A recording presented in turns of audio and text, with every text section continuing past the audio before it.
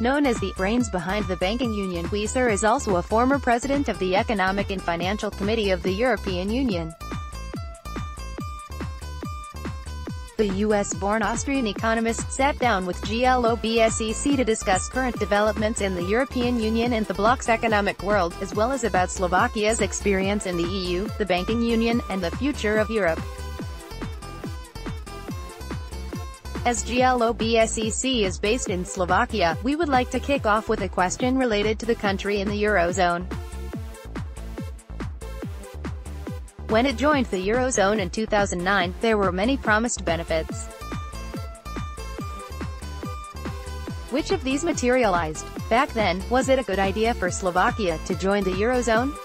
Let me first say that I think Slovakia has been one of the huge economic success stories of the new member states.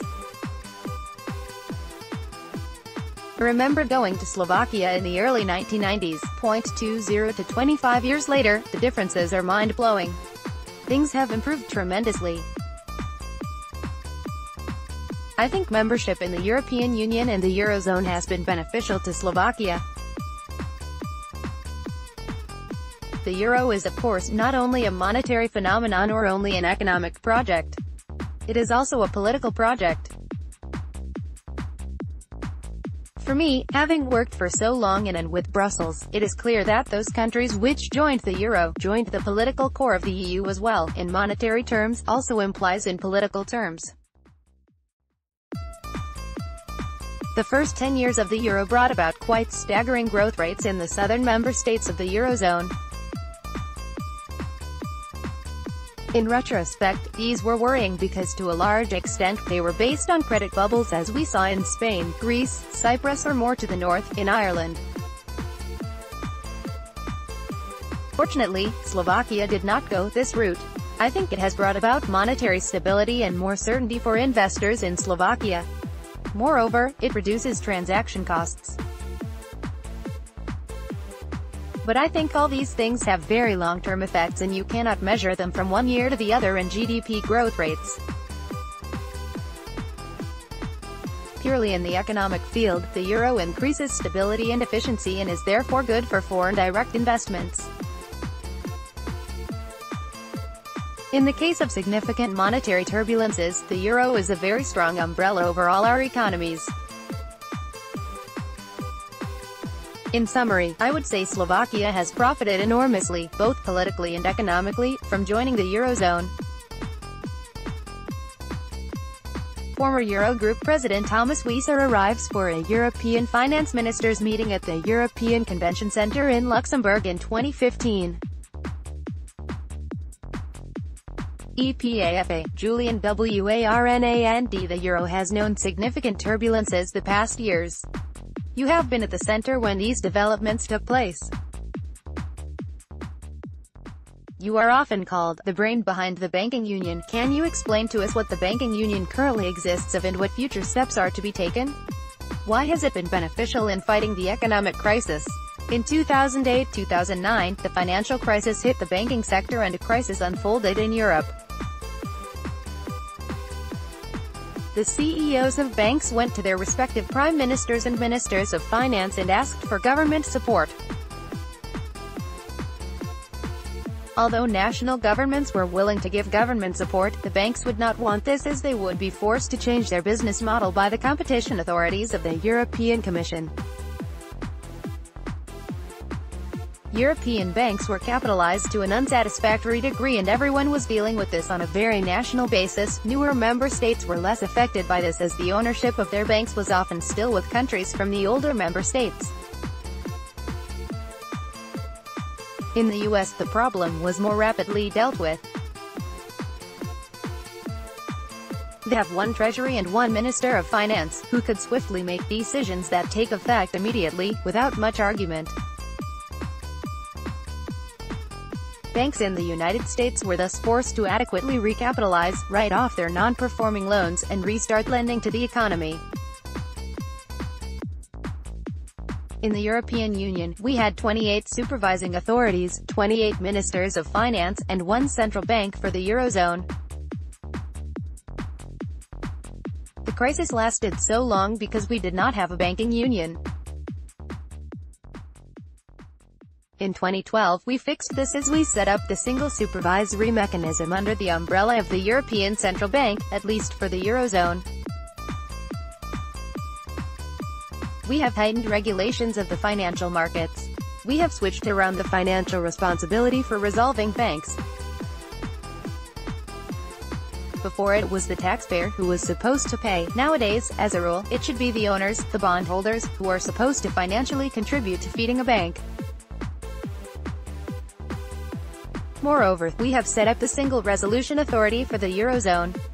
It is seated in Brussels, and financed by contributions from banks. In its full financing, it should have around 55 billion euros to contribute to such resolutions. The one thing still missing is a joint European deposit insurance scheme or network. I am quite confident that in 2018, we will find an agreement, in principle, to set it up under certain conditions over the next couple of years. With that, I think we will have put the final cornerstone into the European Banking Union. It will help us significantly in lessening the risk of such future crises, which stem from the interaction of bank balance sheets and sovereign balance sheets, which could go wrong and mutually affect each other. Many mechanisms have been implemented to prevent or reduce the risk of a future crisis. Nevertheless, some of these mechanisms have already been breached a couple of times.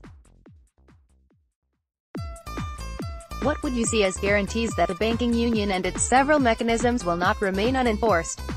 There is a fundamental difference between the European Union and its Eurozone and federal states such as the United States, Switzerland, Germany, or Australia. In federations, there is a political union with joint institutions, which are joined by constitutional powers and the Constitution. The European Union is and will remain for the foreseeable future a union of sovereign states, with very strong constitutional powers remaining with the individual member states. If you look at monetary policy in the Maastricht Treaty, the European Central Bank has a strong, central, and single mandate for a single monetary policy.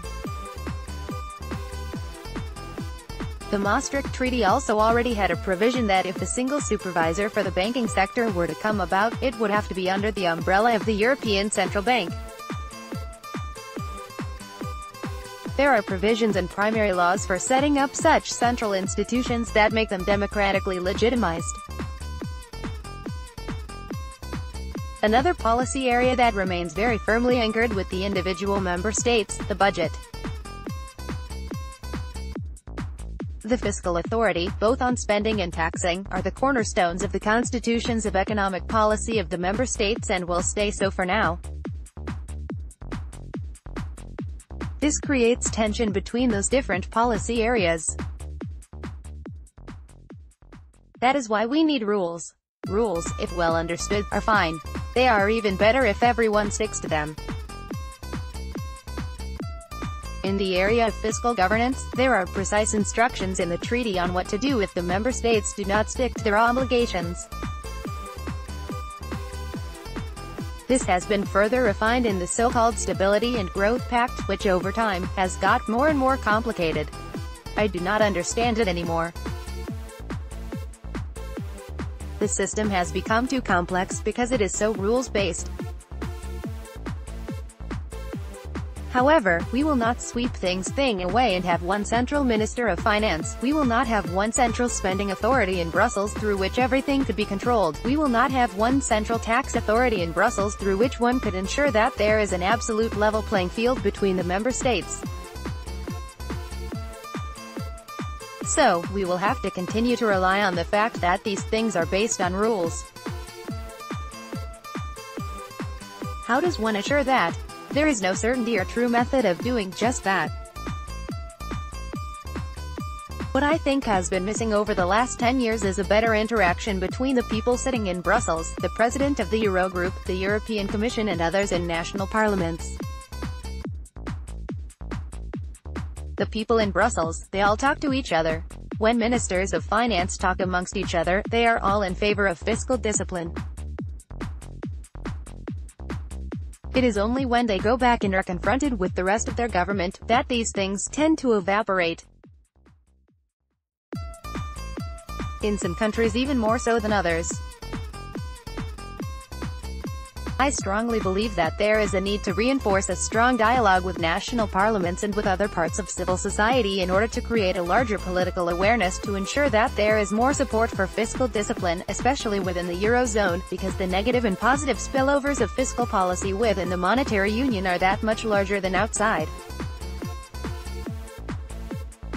Is creating this political awareness a possible solution for preventing future crises from happening or for dealing with some of the current issues in the European Union? I think there are currently a couple of things missing in Europe. Firstly, a productive debate within societies of what one expects from the European Union. Secondly, the wider engagement of Brussels with a wider civil society within the individual member states. Thirdly, focusing more on those issues which are really troubling the populations.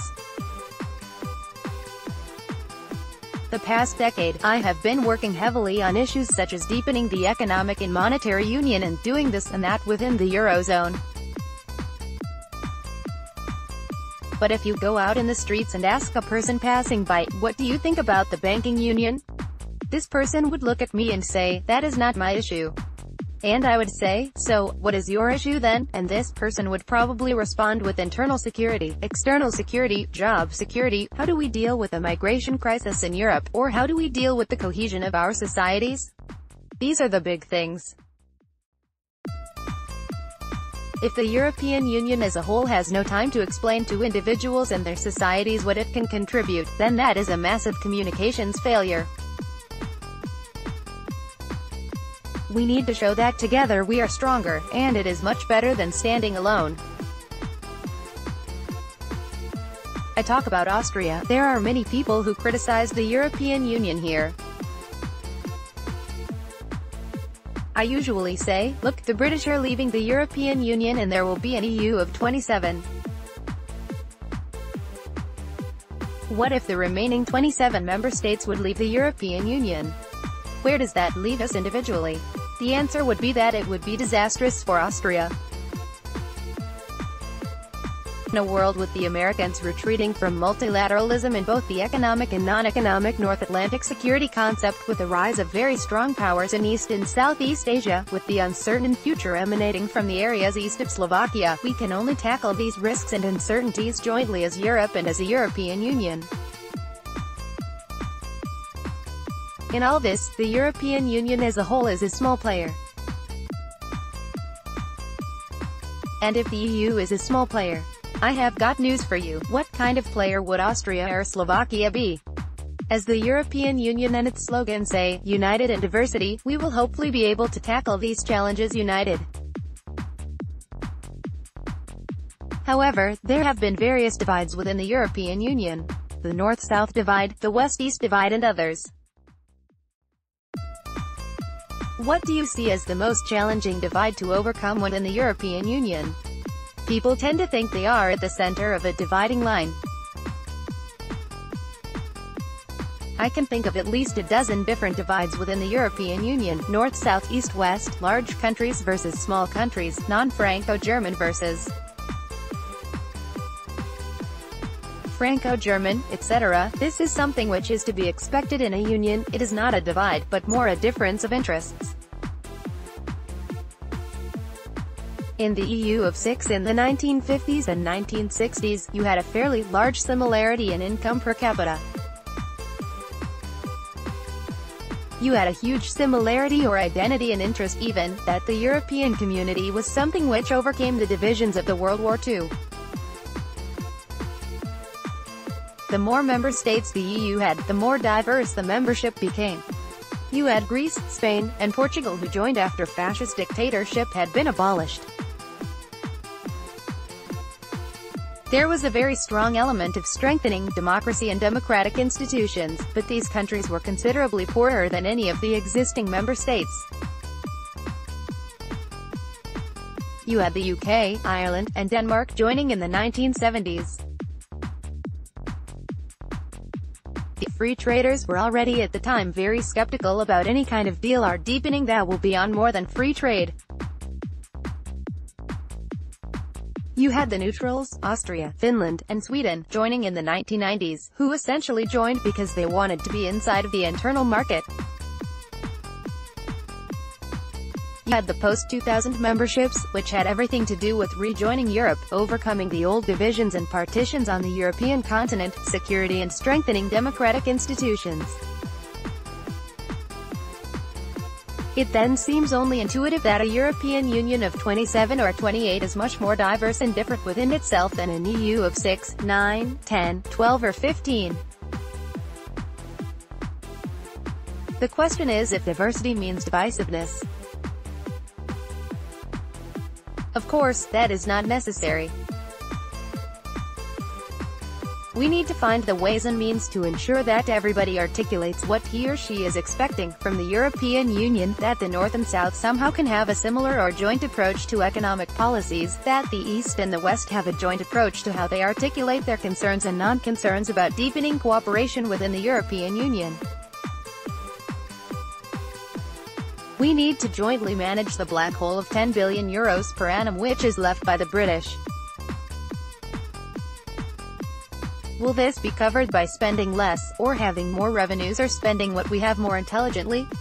Can we do it with policy reforms, or will it be a shady last-minute deal between prime ministers at 4 a.m. which will ensure that the status quo is largely maintained? But I think that there is a more public debate about how divided we are than how the divisions are in reality. Needless to say, there are very different approaches to how one runs a government and what one's attitude is towards outsiders. But the differences between, let's say, the Hungarian and the Dutch government are probably smaller than the differences between how Mississippi and California are governed. We need to find solutions that do not paper over differences but let us live creatively within the differences. Finally, do you have any advice for young Europeans who would like to contribute to a stable, secure and prosperous Europe? What can they do? What should their role be? My son is studying abroad, and I would say 2/3 of his classmates are studying all around the EU. That is probably the big thing. Young people should go out and be curious, learn to embrace things that are new and sometimes strange or incomprehensible. Young people should approach this with tolerance and interest and not with an attitude of rejection. That is why I think that the younger generation will be better Europeans than my generation. If you look at the attitude towards things that are unknown and foreign, they are much more considered a threat to my generation than by the younger generations. Although it may sound general advice, I would say, do not be afraid, be curious, engage in debates, travel and work all around the continent. I think this will make Europe a fantastic place to live in, to work in and to prosper in for the next dozens and hundreds of years.